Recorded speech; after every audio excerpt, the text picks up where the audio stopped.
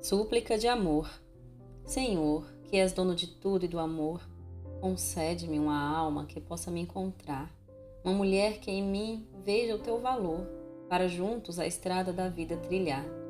Que seja o carinho nosso laço e união, companheira nos passos, na paz e na dor, que em cada gesto ressoe a devoção, na caminhada madura de puro amor.